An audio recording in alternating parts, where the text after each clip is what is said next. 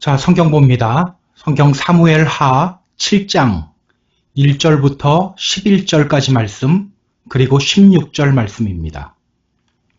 사무엘 하 7장 1절부터 11절까지 말씀, 그리고 16절. 여호와께서 주위의 모든 원수를 무찌르사 왕으로 궁에 평안히 살게 하신 때에 왕이 선지자 나단에게 이르되, 볼지어다 나는 백향목궁에 살거늘 하나님의 궤는 휘장 가운데 있도다. 나단이 왕께 아뢰되, 여호와께서 왕과 함께 계시니 마음에 있는 모든 것을 행하소서 하니라. 그 밤에 여호와의 말씀이 나단에게 임하여 이르시되, 가서 내 종 다윗에게 말하기를, 여호와께서 이와 같이 말씀하시되, 내가 나를 위하여 내가 살 집을 건축하겠느냐? 내가 이스라엘 자손을 애굽에서 인도하여 내던 날부터 오늘까지 집에 살지 아니하고 장막과 성막 안에서 다녔나니, 이스라엘 자손과 더불어 다니는 모든 곳에서 내가 내 백성 이스라엘을 먹이라고 명령한 이스라엘 어느 지파들 가운데 하나에게 내가 말하기를, 너희가 어찌하여 나를 위하여 백향목집을 건축하지 아니하였냐고 말하였느냐? 그러므로 이제 내 종 다윗에게 이와 같이 말하라.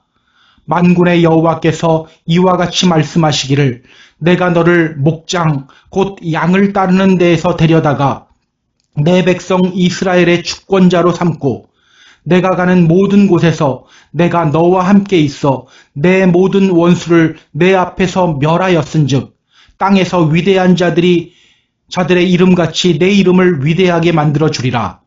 내가 또 내 백성 이스라엘을 위하여 한 곳을 정하여 그를 심고 그를 거주하게 하고 다시 옮기지 못하게 하며 악한 종류로 전과 같이 그들을 해하지 못하게 하여, 전에 내가 사사에게 명령하여 내 백성 이스라엘을 다스리던 때와 같이 아니하게 하고, 너를 모든 원수에게서 벗어나 편히 쉬게 하리라.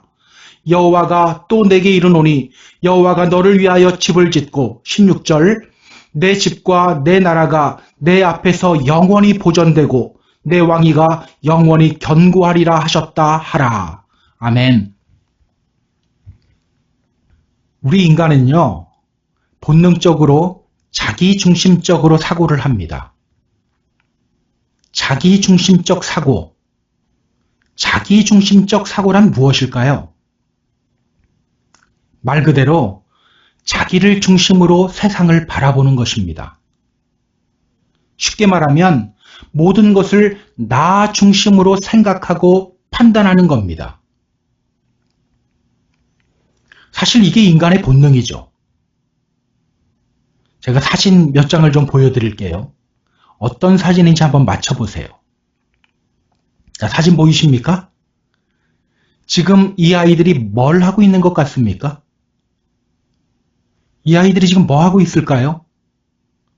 숨바꼭질 놀이를 하고 있는 겁니다. 숨바꼭질 놀이.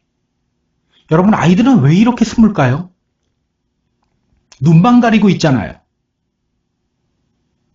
자기 눈에 안 보이면 다른 사람들도 안 보인다고 생각하기 때문이에요. 자기중심적으로 생각하기 때문입니다. 보통 만 5세 이하의 아이들에게서 이런 증상이 나타납니다. 실제로 이 시기의 아이들은요, 자기가 경험하는 것을 다른 사람들도 똑같이 경험한다고 생각해요. 자기가 아이스크림 좋아하면 다른 사람도 아이스크림 좋아한다고 생각하고요. 자기가 배가 고프면 다른 사람도 배가 고프다고 생각합니다. 그렇다면 여러분, 나이가 들어서 어른이 되면 이런 자기중심적 사고가 변하게 될까요? 물론 어느 정도는 바뀌어요. 그러나 많이 바뀌지는 않습니다. 어른이 되어서도 인간은 여전히 자기중심적으로 생각하고 또 자기중심적으로 판단하며 살아가요.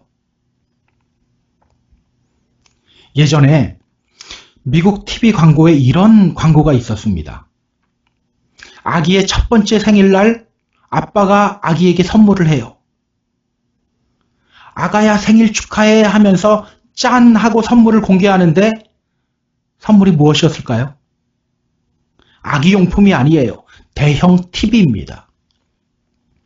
아빠가 평소에 갖고 싶어 하던 것을 선물한 거예요. 엄마도 아기에게 선물을 합니다. 아가야 생일 축하해 하면서 선물을 공개하는데 대형 냉장고입니다. 평소에 엄마가 갖고 싶었던 거예요. 제 기억으로는요, 이게 전자제품 광고였던 것으로 기억하는데요. 인간의 솔직한 모습을 그대로 보여주는 광고라고 생각해요. 이렇게 우리 인간은요, 자기중심적으로 생각하고 행동합니다. 사람들이 가장 많이 사용하는 단어가 뭡니까? 바로 나라는 단어입니다. 내가 좋아하는 사람, 내가 좋아하는 음식, 무언가를 싫어할 때도 그 이유는 나예요. 그건 내 스타일이 아니야. 나는 이상하게 저 사람이 마음에 안 들어. 모두 나로부터 나옵니다. 그렇다면 여러분, 우리 믿음의 성도들은 어때야 할까요? 우리 믿음의 성도들은 어때야 할까? 우리는 주님 믿고 새로운 피조물이 된 사람들입니다.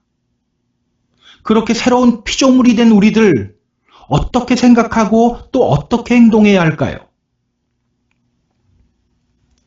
나라는 단어 대신에 하나님이라는 단어를 넣어야 됩니다. 내가 좋아하는 것, 내가 싫어하는 것이 아닌 하나님이 좋아하는 것, 하나님이 싫어하는 것을 먼저 생각해야 합니다. 우리는 다 하나님에 의해 창조된 존재들이에요. 모든 발명품은 발명한 사람의 목적과 의도가 있기 마련이에요. 따라서 우리 믿음의 성도들은요, 하나님 중심의 사고를 해야 합니다. 나 중심의 사고에서 하나님 중심으로 바뀌어야 돼요. 오늘은 대림절 네 번째 주일입니다. 오늘 우리가 읽은 사무엘하 7장에는요, 믿음의 성도들을 향한 하나님의 마음이 잘 나와 있어요. 자기 중심의 사고로부터 하나님 중심의 사고로 전환하기를 원하시는 하나님의 마음이 잘 드러납니다. 주님의 오심을 기다리는 이 대림절, 오늘 본문을 통해서 자기 중심적 사고로부터 하나님 중심적 사고로의 전환을 결단하고 이루는 저와 여러분이 되었으면 좋겠습니다. 자, 그럼 본문으로 들어갈게요. 1절입니다. 1절. 여호와께서 주위의 모든 원수를 무찌르사 왕으로 궁에 평안히 살게 하신 때에, 여호와께서 주위의 모든 원수를 무찌르사 왕으로 궁에 평안히 살게 하신 때에, 오랜 기다림 끝에 다윗은 결국 이스라엘의 왕이 됩니다. 이스라엘의 왕이 된 다윗은요, 수도를 헤브론에서부터 예루살렘으로 옮겨요. 그리고 그때 두로의 왕인 히람이 백향목과 목수들과 또 석수들을 보내서 다윗을 위한 멋진 왕궁을 지어줍니다. 그 다윗은요, 이스라엘의 오랜 숙적인 블레셋을 무찌르고 왕권의 안정을 이룹니다. 그렇게 다윗이 왕궁에서 평안히 살게 되었을 때를 의미합니다. 자, 오늘 우리는요, 여기서 성경이 강조하는 것이 무엇인지를 잘 봐야 돼요. 여러분, 이 1절에서 성경이 강조하는 것이 뭘까요? 바울이 평안히 살게 되었을 때를 강조할까요? 아니에요. 누가 모든 적들을 무찔렀고 다윗으로 하여금 왕궁에 평안히 살게 해주었다고 합니까? 여호와께서 주위의 모든 원수를 무찌르사 왕으로 궁에 평안히 살게 하신 때에 여호와께서, 오늘 성경은요, 여호와 하나님께서 모든 적들을 무찌르셨고 여호와 하나님께서 다윗을 왕으로 세우셨고 여호와 하나님께서 다윗으로 하여금 왕궁에 평안히 살게 해주었다는 것을 강조하며 시작하고 있는 거예요. 성경이 왜 이것을 강조하는지는 이제 우리가 뒷부분에서 자연스럽게 알게 될 거예요. 자, 그럼 2절 보시기 바랍니다. 자, 2절. 왕이 선지자 나단에게 이르되 볼지어다 나는 백향목궁에 살거늘 하나님의 궤는 휘장 가운데 있도다. 하나님이 모든 적들을 무찌르고 다윗으로 하여금 왕으로서 왕궁에 평안히 살게 하셨을 때 그때 다윗에게 어떤 마음이 생겼다는 거예요. 어떤 마음이죠? 나는 백향목궁에 살거늘 하나님의 궤는 휘장 가운데 있도다.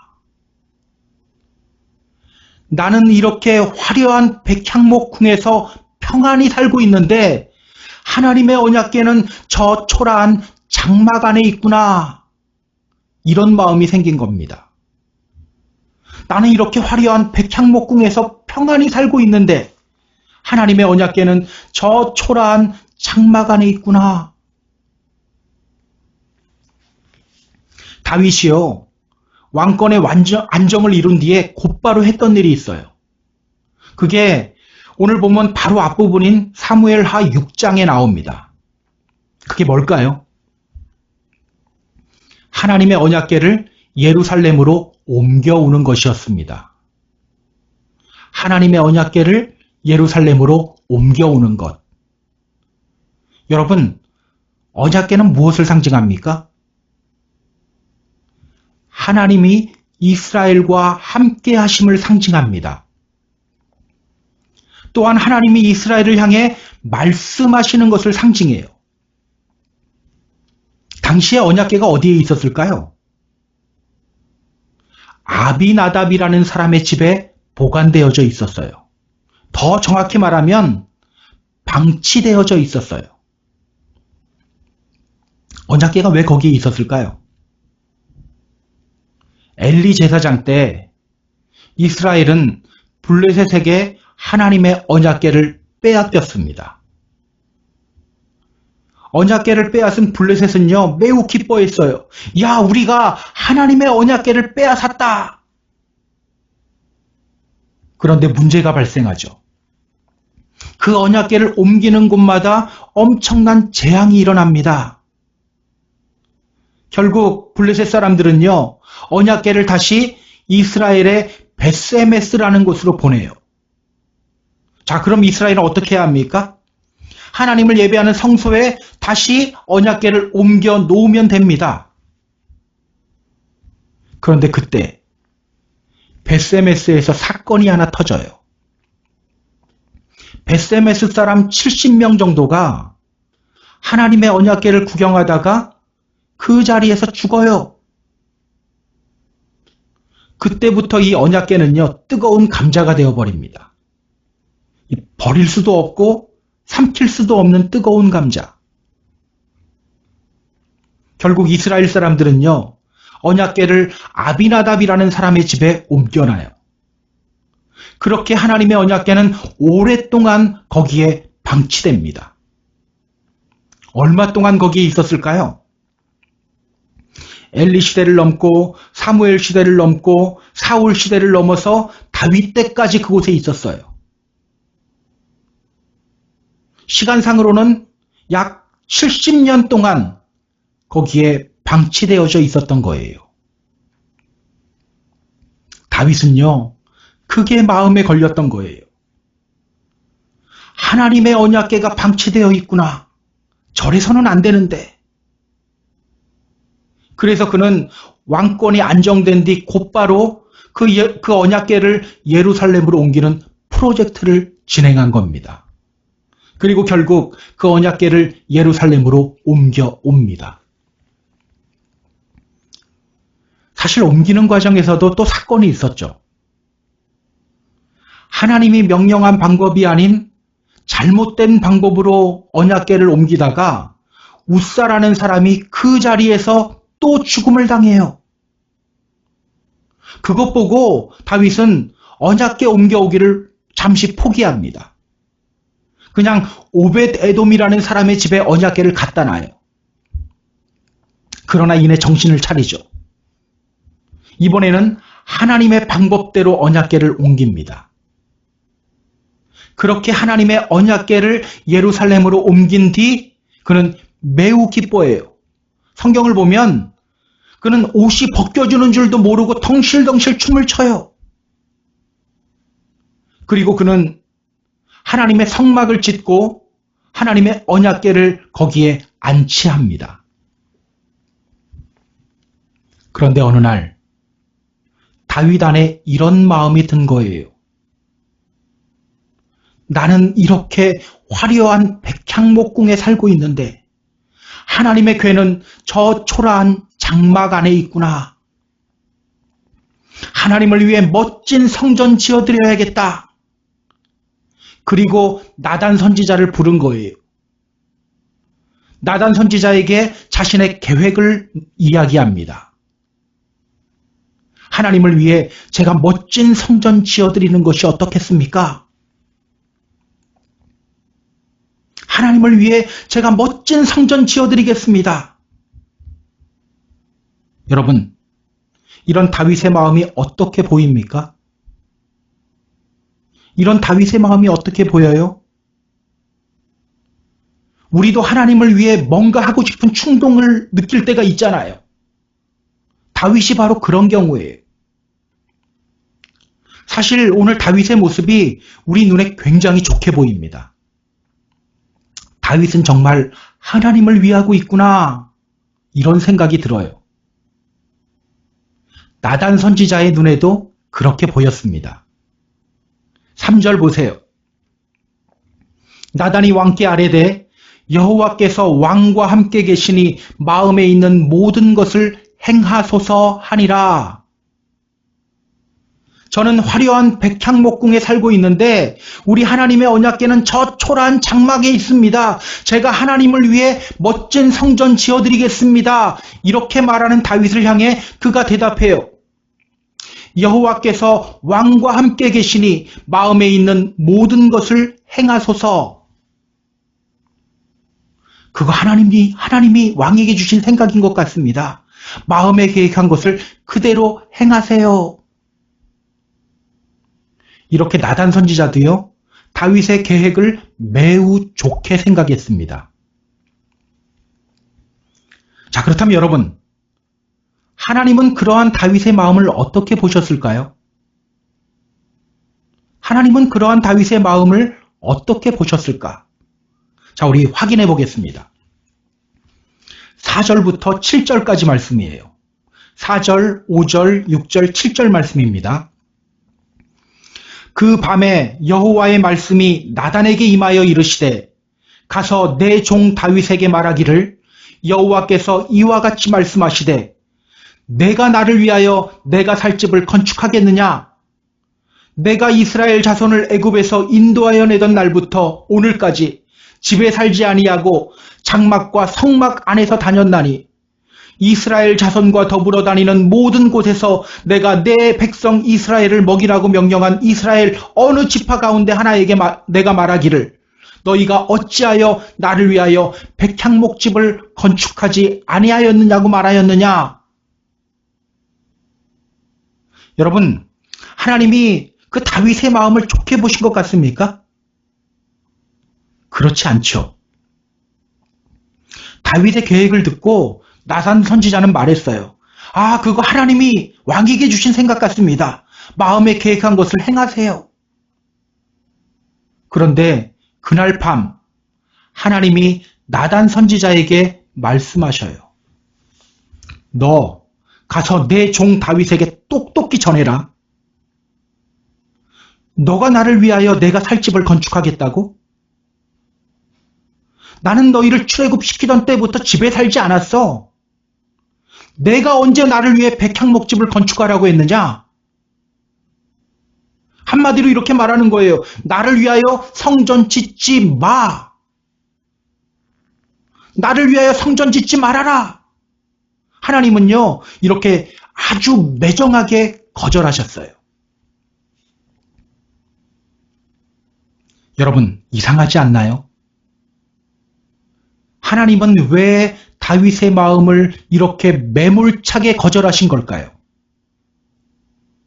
왜 이렇게 다윗의 마음을 매몰차게 거절하셨을까? 우리가 누군가를 위해서 정성껏 마음을 다해 무언가를 준비했는데 매몰차게 거절당하면 기분이 어때요? 매우 실망이 됩니다. 우리 하나님이 그렇게 하신 거예요. 이 장면을 보면서 한편으로는 이런 생각이 들기도 해요. 야, 우리 하나님 너무 하신다. 그래도 하나님을 위해 뭔가 해보겠다고 하는 그 마음이 있는데 굳이 저렇게까지 말씀하실 필요가 있을까? 왜일까요? 왜 하나님은 이렇게 매정하게 거절하신 걸까요? 왜 다윗의 마음을 받아주지 않은 걸까요? 자, 우리 역대상 16장 잠시 좀 찾아보도록 할게요. 역대상 16장 구약 635페이지입니다. 여기에는요, 하나님의 언약궤를 예루살렘에 있는 성막으로 옮긴 뒤에 다윗이 무엇을 했는지가 자세하게 기록되어져 있어요. 역대상 16장 4절 보세요. 역대상 16장 4절. 또 레위 사람을 세워 여호와의 궤 앞에서 섬기며 이스라엘 하나님 여호와를 칭송하고 감사하며 찬양하게 하였으니, 하나님의 언약궤를 예루살렘으로 옮긴 뒤 다윗이 한 일이 뭐예요? 레위 사람들을 세워서 그 언약궤 앞에서 하나님을 섬기며 찬송하게 했어요. 역대상 16장 39절 40절도 보세요. 역대상 16장 39절 40절. 제사장 사독과 그의 형제 제사장들에게 기브온 산당에서 여호와의 성막 앞에 모시게 하여 항상 아침 저녁으로 번제단 위에 여호와께 번제를 드리되 여호와의 율법에 기록하여 이스라엘에게 명령하신 대로 다 준행하게 하였고, 자, 그 뒤에 42절도 보세요. 또 그와 함께 해만과 여두둔을 세워 나팔과 재금들과 하나님을 찬송하는 악기로 소리를 크게 내게 하였고, 또 여두둔의 아들에게 문을 지키게 하였더라. 또 다윗이 한 일이 뭡니까? 하나님의 언약궤를 모신 장막에 제사장들을 임명했어요. 그리고 아침 저녁으로 번제를 드리게 했어요. 또 문지기를 임명했고요. 아름다운 찬양을 연주할 사람들도 임명했어요. 여러분, 지금 이 성소가 제 기능을 잘하고 있습니까? 잘하지 못하고 있습니까? 지금 성소는요, 제 기능을 아주 잘하고 있어요. 그렇다면 여러분, 이때 다윗이 힘써야 할 것이 무엇입니까? 하나님을 예배하며 하나님이 함께 계심을 느끼기 위해서 온 힘을 기울여야 되는 거예요. 예배하며 하나님 음성 듣기를 사모해야 하는 거예요. 그런데 오늘 그는 제 기능 잘하고 있는 성소를 보면서 이런 생각을 하고 있는 거예요. 야, 하나님 성소가 너무 초라하다. 내가 하나님 위해서 좋은 성전 만들어 드려야겠다.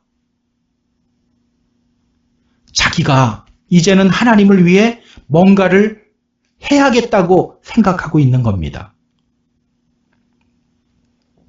여러분, 다윗은 왜 이런 마음을 품게 된 걸까요? 정말 하나님을 위하는 마음, 그 마음만 있었을까요? 당시 이방 나라 사람들은요, 자신들이 섬기는 신을 더 돋보이게 하기 위해서 멋지고 화려하게 성전을 지었어요. 사실 오늘 우리들에게도 이런 경향이 있죠. 한국에 있는 한 대형 교회는요, 교회 건축을 제안하면서 교인들에게 이렇게 설득했다고 해요. 이렇게 유명한 우리 교회가 하나님께 전투기 값 한 대 못 해드립니까? 건축 예상 비용이 몇 천억이었거든요. 그래서 교인들이 주저주저 했던 거예요. 그때 했던 말입니다. 우리 교회가 하나님께 전투기 값 한 대 못 해드립니까? 그 소리 듣고 사람들이 건축하기로 결정했다고 해요. 오늘 다윗도 바로 그런 마음입니다. 아니, 이방인들도 우상들을 위해서 저렇게 멋진 성전 짓는데 어떻게 만물을 통치하시고 전능하신 우리 여호와 하나님, 우리 여호와 하나님께 멋진 성전 하나 없다는 게 말이 된다? 이건 말이 안 된다. 내가 하나님을 위해 멋진 성전 지어드려야겠다. 이제는 왕권도 안정되었고 주변 나라들도 우리 이스라엘 무서워하고 있으니까 이제는 할만하다. 다윗의 자기중심적 사고입니다. 다윗의 자기중심적 사고. 그래서 하나님은요, 매정하게 거절하신 거예요. 너가 나를 위하여 성전 짓겠다고? 성전 짓지 마. 하나님이 어떻게 거절하시는지를 잘 보세요. 거절하면서 다윗을 향해 어떤 호칭을 사용합니까? 내 종 다윗. 내 종 다윗. 너 내 종이야. 주제넘게 굴지 마. 종이면 종답게 굴어. 이렇게 말씀하시는 거예요. 사실 하나님은요, 성전 건축 자체를 싫어하셨던 것은 아닙니다. 성전을 향한 하나님의 계획은 따로 있었어요. 하나님의 계획은 뭡니까? 다윗의 아들 솔로몬 시대 때 성전을 짓게 하는 것이었습니다. 하나님은 다윗이 무엇을 하기를 원하셨을까요? 열왕기상 5장 3절을 보면요, 솔로몬이 아버지 다윗이 성전 건축을 하지 못한 이유에 대해서 말하는 장면이 나와요. 자, 이렇게 말합니다. 열왕기상 5장 3절. 내 아버지 다윗이 사방의 전쟁으로 말미암아 그의 하나님 여호와의 이름을 위하여 성전을 건축하지 못하고 여호와께서 그의 원수들을 그의 발바닥 밑에 두시기를 기다렸나이다. 하나님이 다윗에게 원했던 것이 뭡니까? 전쟁을 통하여 평화의 시대를 만들고 성전 건축의 기반을 다지는 일이었어요. 성전 건축의 기반 다지는 일이 다윗이 해야 될 일이었어요. 그런데 지금 다윗은 다른 마음 품고 있는 겁니다. 오늘 설교 제목대로 하나님보다 앞서가고 있는 거예요. 하나님 중심의 사고를 하지 않고 자기 중심의 사고를 하고 있는 겁니다. 오늘 우리는요, 이런 다윗의 모습을 보면서 반면교사를 삼아야 합니다. 사실은요, 우리 역시 이런 실수 많이 범해요. 하나님을 위한다는 명목으로 하나님보다 앞서 나갈 때가 얼마나 많은지 몰라요. 하나님의 교회를 위한다는 명목으로 일하는데 하나님 중심의 사고가 아닌 나 중심의 사고를 할 때가 얼마나 많은지 모릅니다. 기억하세요. 하나님을 위해 뭔가를 하고 싶은 마음이 들 때, 그때가 바로 우리 믿음의 성도들이 가장 경계해야 할 순간입니다. 물론 하나님을 위해 뭔가를 하고 싶은 마음, 그 마음이 나쁜 마음이 아니에요. 그러나 자칫 잘못하면 내가 하나님보다 앞서게 될 수가 있어요. 하나님의 이름은 그냥 들러리일 뿐 실제로는 나를 드러내는 실수를 저지를 수가 있어요. 그래서 오늘 우리는 매우 조심하고 경계해야 합니다. 하나님을 위해 뭔가를 하고 싶은 마음이 들 때 이것이 정말 하나님이 원하시는 것인가? 혹시 하나님을 위한다는 명목하에 자기중심적 사고를 하고 있지는 않은가? 내가 혹시 하나님보다 앞서고 있지는 않은가? 끊임없이 질문을 던져야 합니다. 주님을 앞서가는 믿음의 성도가 아닌 주님을 따라가는 믿음의 성도가 되길 주님의 이름으로 부탁드립니다. 자, 그럼 계속해서 성경을 볼게요. 8절부터 11절까지 말씀이에요. 8절, 9절, 10절, 11절. 그러므로 이제 내 종 다윗에게 이와 같이 말하라. 만군의 여호와께서 이와 같이 말씀하시기를 내가 너를 목장 곧 양을 따르는 데에서 데려다가 내 백성 이스라엘의 주권자로 삼고 내가 가는 모든 곳에서 내가 너와 함께 있어 내 모든 원수를 내 앞에서 멸하였은즉 땅에서 위대한 자들의 이름같이 내 이름을 위대하게 만들어 주리라. 내가 또 내 백성 이스라엘을 위하여 한 곳을 정하여 그를 심고 그를 거주하게 하고 다시 옮기지 못하게 하며 악한 종류로 전과 같이 그들을 해하지 못하게 하여 전에 내가 사사에게 명령하여 내 백성 이스라엘을 다스리던 때와 같이 아니하게 하고 너를 모든 원수에게서 벗어나 편히 쉬게 하리라. 여호와가 또 내게 이르노니 여호와가 너를 위하여 집을 짓고, 자 16절 또 보세요. 내 집과 내 나라가 내 앞에서 영원히 보존되고 내 왕위가 영원히 견고하리라 하셨다 하라. 자, 여기서도 하나님은 다윗이 당신의 종임을 또 분명하게 합니다. 내 종 다윗, 내 종 다윗. 그러면서 이렇게 말씀하셔요. 내가 너를 내 백성 이스라엘의 주권자로 삼겠다. 내가 너의 이름을 위대하게 만들어주겠다. 너를 모든 원수에게서 벗어나 편히 쉬게 하겠다. 내가 너를 위해 집을 짓겠다.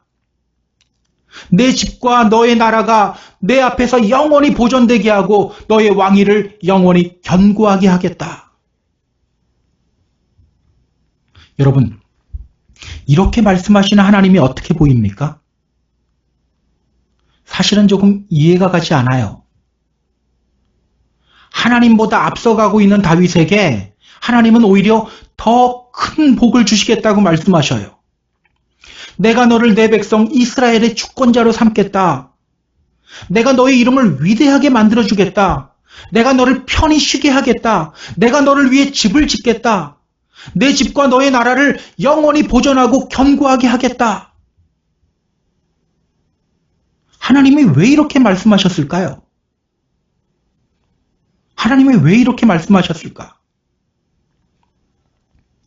다윗이 하나님보다 앞서가긴 했지만 그래도 성전 짓겠다는 다윗의 마음을, 그 마음을 어여쁘게 보신 걸까요? 다윗이 잘못했지만, 하나님보다 앞서갔지만, 자기 중심적 사고를 했지만 그래도 그 마음에, 그 하나님을 위하는 마음, 그 마음을 어여쁘게 보신 걸까요? 그렇게 보이기도 하죠. 그러나 그렇지 않아요. 11절 마지막 부분을 보면 하나님이 왜 이렇게 말씀하시는지를 알게 돼요. 여호와가 너를 위하여 집을 짓고, 여호와가 너를 위하여 집을 짓고. 다윗이 어떤 계획을 세웠죠? 내가 하나님을 위하여 하나님의 집을 짓겠다. 그런 다윗에게 하나님이 말씀하시는 거예요. 내가 너를 위하여 집을 짓는다. 내가 너를 위하여 집을 짓는다. 그렇다면 여러분, 하나님이 다윗에게 이렇게 말씀하시는 이유가 뭡니까? 그래도 나를 위하는 너의 마음 내가 어여삐 여겨서 너에게 복 줄게. 이게 아니에요. 너가 나를 위하여 일하는 것이 아니다. 내가 너를 위하여 일한다. 바로 이 깨달음을 다윗에게 주시기 위해서입니다. 너가 나를 위해 일하는 것 아니야. 내가 너를 위해 일하는 거야. 기억하세요. 하나님이 일하십니다. 내가 일하는 것 아닙니다. 하나님이 일하십니다. 내가 하나님을 위해 일하는 것 아니에요. 착각하지 마세요. 하나님이 나를 위해 일하시는 거예요. 그렇다면 여러분, 우리 믿음의 성도들이 먼저 힘써야 할 것이 뭡니까? 우리 믿음의 성도들이 먼저 힘써야 할 것. 내가 하나님을 위해 뭘 해드릴까? 이것을 생각하기보다는 우리 안에서 말씀하시는 성령님의 음성 듣는 것이 먼저입니다. 그렇게 영을 따라 살아가며 하나님 마음 품는 것이 먼저가 되어야 되는 거예요. 육신을 따라 살기보다는 영을 따라 사는 것이 먼저가 되어야 하는 겁니다. 사실 우리는요, 하나님을 위해 뭔가를 할 수 있는 존재가 못 돼요. 우리는요, 일평생 주님이 주시는 은혜, 그거 받아 누리기도 벅찬 존재들이에요. 그런데 내가 주님을 위해 주체적으로 뭔가를 한다? 그렇게 생각하는 순간 오히려 우리의 믿음이 변질될 확률이 매우 커져버려요. 기억하세요. 내가 주님을 위해 뭔가를 해야지 결심하는 것보다 영을 따라 살며 하나님의 마음 품는 것이 훨씬 중요합니다. 그때 우리는요, 하나님의 도구가 되고요. 그때 우리는요, 하나님의 일에 더 크게 쓰임받게 돼요. 하나님 마음 품으면 하나님의 일을 더 크게 해요. 바울의 고백을 보세요. 고린도전서 15장 10절에서 그는 이렇게 고백합니다. 그러나 내가 나된 것은 하나님의 은혜로 된 것이니 내게 주신 그의 은혜가 헛되지 아니하며 내가 모든 사도보다 더 많이 수고하였으나 내가 한 것이 아니요 오직 나와 함께 하신 하나님의 은혜로다. 고린도전서 15장 10절에서 이렇게 고백했어요. 나의 나된 것은 하나님의 은혜입니다. 주님이 하셨습니다. 그렇게 그는 자기가 일하는 것이 아닌 주님이 자신을 위해 일하신다는 것을 깨달았던 사람이에요. 그렇기 때문에 영을 따라 살게 되고, 그렇기 때문에 주님의 도구가 되어서 더 많이 수고하면서 더 많이 일을 하게 된 거예요. 저는요, 오늘 바울의 이 고백이 우리들의 고백이 되었으면 좋겠어요. 다시 한번 말씀드립니다. 내가 일하는 것이 아닙니다. 주님이 일하십니다. 이것을 가슴속에 새기면 우리 역시 바울과 같이 이런 믿음의 경험을 하게 됩니다. 이런 복된 믿음의 경험을 하게 되는 저와 여러분 다 되기를 주님의 이름으로 소망합니다. 돈 모엔이라는 찬양 사역자가 있어요. 그분이 만든 찬양 중에 이런 찬양이 있습니다. 나의 가는 길 주님 인도하시네. 그는 보이지 않아도 날 위해 일하시네. 이 찬양은요, 조카를 잃은 슬픔 가운데에서 이사야서 43장을 묵상하며 지은 찬양이에요. 바다 가운데 길을, 큰 물 가운데 지름길을 만드신 주님을 묵상하며 그는 노래합니다. 광야에 길을 만드시고 날 인도해 사막에 강을 만드신 것을 보라. 하늘과 땅 변해도 주의 말씀 영원히 내 삶 속에서 새 일을 행하리.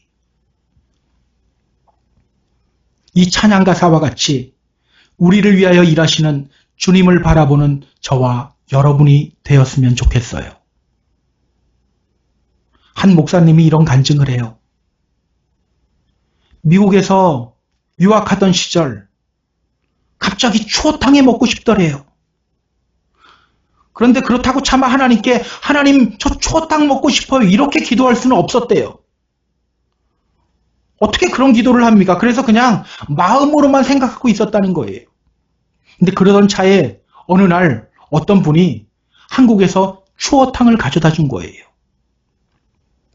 눈이 엄청 오는 날 뉴욕에서부터 보스턴까지 4시간을 달려서 자신에게 추어탕을 가져다 주고 갔다는 거예요. 심지어 그분은요, 추어탕을 먹지도 않는 분이래요. 그분이 돌아가고 그 추어탕을 보고 있는데 갑자기 눈물이 나더래요. 그 추어탕을 보면서 이 목사님이 이렇게 고백합니다. 우리 하나님 정말 세심한 분이시구나. 우리 하나님 정말 세심하게 일하시는 분이구나. 어떤 분이 이렇게 생각할지도 모르겠어요. 뭘 그런 걸 가지고 하나님의 일하심을 이야기해. 그런데 여러분, 이게 유치한 예가 아니에요. 우리는요, 이렇게 삶의 작은 일, 작은 순간에도 하나님의 일하심을 느낄 수 있어야 합니다.